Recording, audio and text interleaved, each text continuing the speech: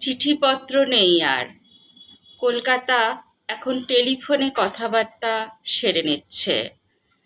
মানুষের মুখোমুখি বসে তোমার কি কথা আর কথা বলতে ইচ্ছে করছে খুব।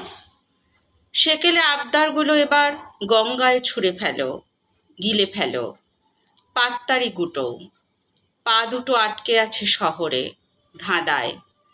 মাথার ভেতরে কেউ একটা মোমবাতি জ্বালিয়ে দিয়েছে। কেন যে ফুলের চেয়ে গ্যাস বালুন ভালো লাগে আজও।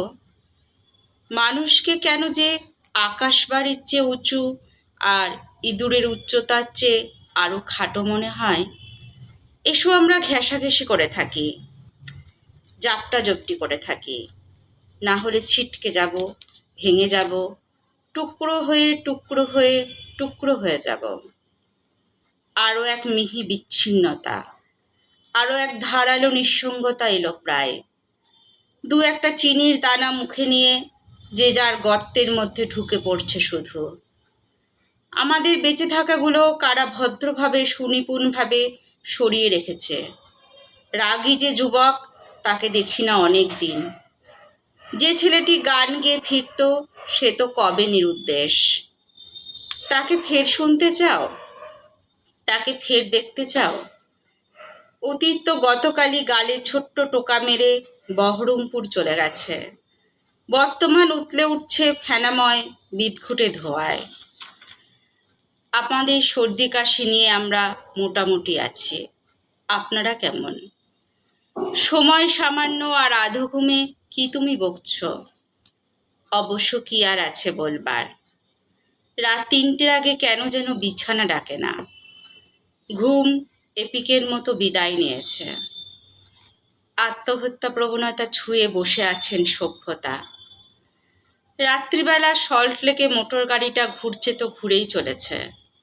জামার বোতাম খুলে লম্বা ঘুমে ঘুমিয়ে পড়েছে মেয়েগুলো। দেশের অর্ধেক লোক চিন্তাবিদ। চোখ বুজে সে যে এক কি আবেগে বক্তৃতা দিচ্ছেন। সন্তোষ বিস্মিত হয়ে ফুটপাতে কি দেখছো দাঁড়িয়ে? বাড়ি যাও।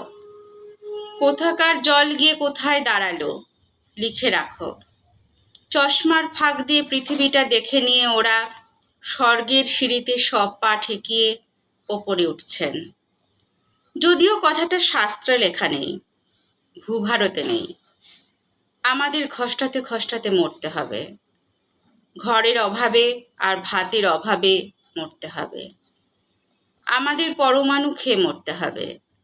৭ স্বর্গ ঘুরে ঘুরে বন্ধুর অভাবে, ৭টা নরক ঘুরে প্রেমের অভাবে, একা একা কথা বলবার অপরাধে, একা শুয়ে থাকবার অপরাধে রাস্তা জুড়ে বিড়ালের মতো আমাদের একদিন চ্যাপ্টা হয়ে পড়ে থাকতে হবে। জটিল জটিলতর খেলা কবে শুরু হয়েছিল জানি না তা।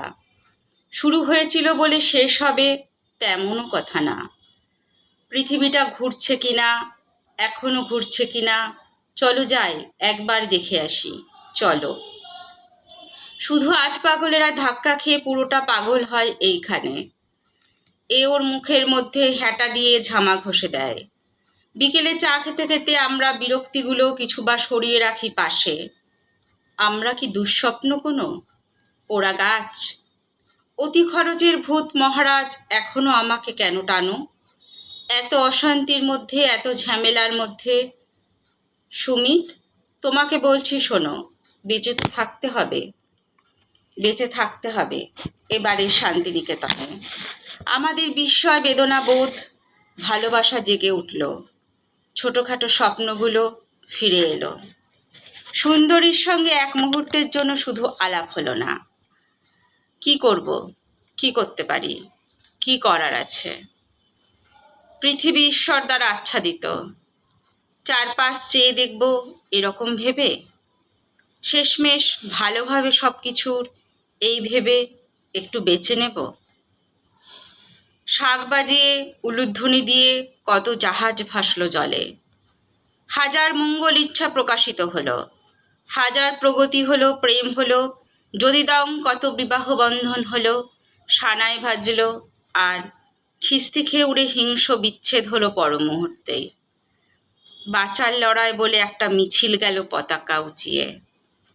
আমার কবিতাকে যে মসৃণ টেবিল থেকে হাত সরিয়ে দিয়ে রাখাল বেঁচে থাকা সঙ্গীন হলো কি? সেসব কিছুই নয়। সারাদিন রাত মোটা একটা দাগের মতোই শুধু বৃথা ব্যর্থ সময় চলেছে। এত সব রাস্তা আর গাড়ি আর মানুষের ভিড়ের আড়ালে যে উৎকণ্ঠিত মুখ থেকে বারবার উকি মারছে, আজ সকলেই আজ করছে সে মুখ আমার। শুনলেন কবি ভাস্কর চক্রবর্তীর কবিতা উৎকণ্ঠা। কবিতা পাঠে আমি মৌমিতা পাল। নমস্কার।